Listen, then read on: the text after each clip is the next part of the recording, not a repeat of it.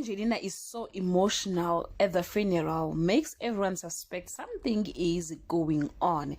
Hello everyone, welcome back to Sunny Live Show. Thank you so much guys for tuning in. I'm here to update you of what is going to happen on the river from the 3rd to the 7th of October 2022 on Monday. The Deaconess get a surprise delivery why Angelina is betrayed by her own emotions and struggle to say goodbye on Tuesday. The Shoppers get news Angelina stand up to Cobra and the catastrophe happens on Andile's watch on Wednesday. Lindiwe is determined to do right by her sister no matter what.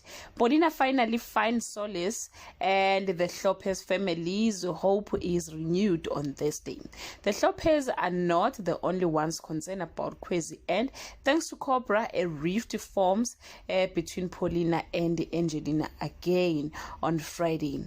The Mokwena household get competitive while the Shoppers have an episode that might lead them to the truth. Something happens that makes Lindiwe uncomfortable.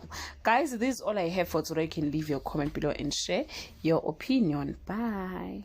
The way Angelina